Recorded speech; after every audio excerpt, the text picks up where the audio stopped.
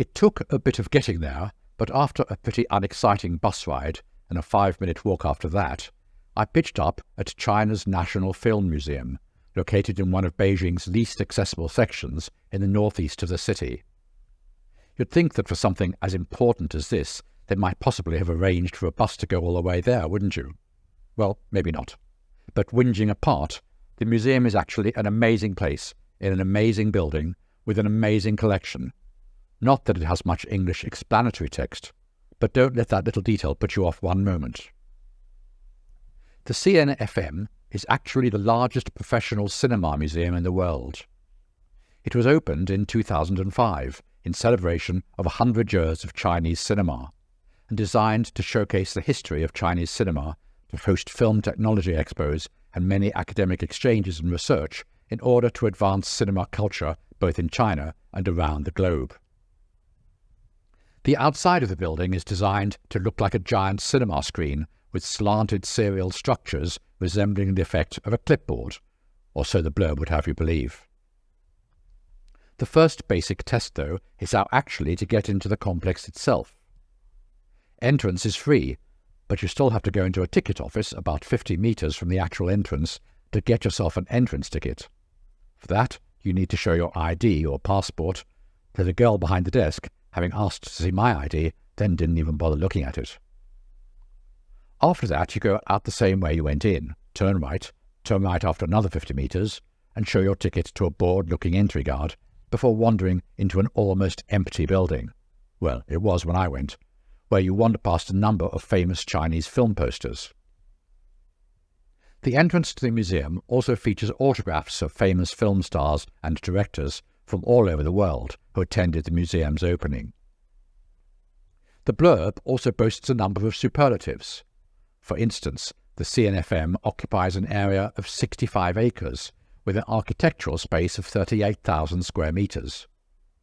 If you want to walk through all the exhibition halls in the museum, and let's face it, why wouldn't you? You have to walk almost 3 kilometers. Its 20 exhibition halls tell the story of a century of the Chinese film industry, and its collection houses 1,500 films and 4,300 stills from works of 450 filmmakers. As you walk into a massive circular atrium, you're hit by a sea of red or green or blue as the light walls that flank a spiral staircase change colour, whilst a giant screen plays movie clips. The 20 exhibition halls are organised chronologically in order to explain the various periods of Chinese cinema, starting with pre-movie times when light shows of shadow puppetry were all the rage. Models and posters then move on to some of the gadgets used to display moving pictures, so that the visitor understands the principles of image retention on the retina before addressing filmmaking itself. The Frenchman Louis Lumière is often credited as inventing the first motion picture camera in 1895, but in truth, several others had made similar inventions around the same time as him. What he did invent was a portable motion picture camera, film processing unit, and projector called the cinematograph, 3 functions covered in one invention. The world of cinema began on the 28th of December 1895, when the Lumière brothers showed a 50-second motion picture of workers leaving their factory, along with 7 other shorts at the Grand Café in Paris. China first experimented with movie-making 10 years later, with the production of a 3-minute Peking opera short, Ding Jun Shan, or Conquering Jun Mountain, which is recreated on a model set. China's first sound movie was made in 1930. Overall, half of the 20 halls are devoted to the art of film, naturally focusing their main attention on the history of Chinese cinema and the achievements of individual filmmakers. 2 of these halls are all about films from Hong Kong and Macau, and also Taiwan. Anyone who thought that Chinese films were simply kung fu and period dramas will have to think again when they see the wide selection of films that were made. Naturally, there's a section on the use of film made by the emerging Communist Party of China for early propaganda purposes and for inspiring the toiling masses. Many of my followers will know that I take a delight in many of Beijing's sometimes nonsensical signs. And true to form, the sign makers of this museum have apparently been relying on Baidu Translate once again. Who ever heard of a museum, for instance, that instructs people not to loiter as they go past the exhibits? Apparently, in this case, what they actually wanted to make sure of was that visitors didn't actually sit down on the display.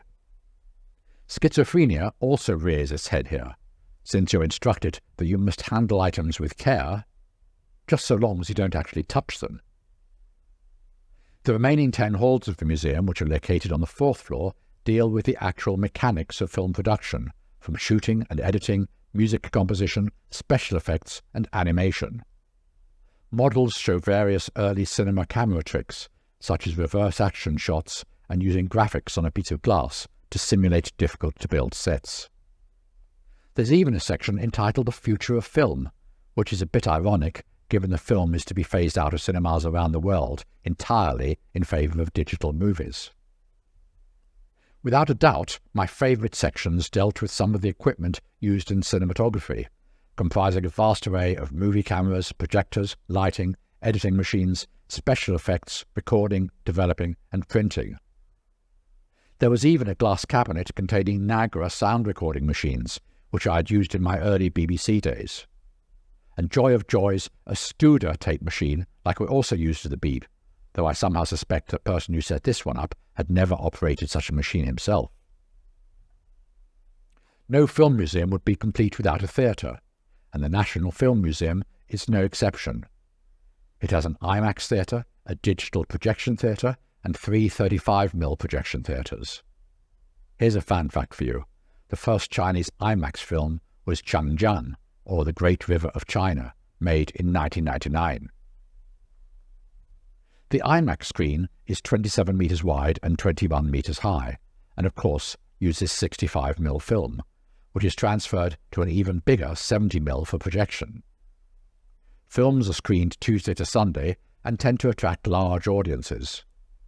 It's said that when Avatar was shown in IMAX, the theatre managed to serve about 10,000 people in back-to-back showings. Of course, with digital technology very much the wave of the future, it'll be interesting to see what becomes of IMAX. Those in the know reckon the 3D film, projected using laser technology, is the next big thing to hit the industry. Only time, as they say, will tell.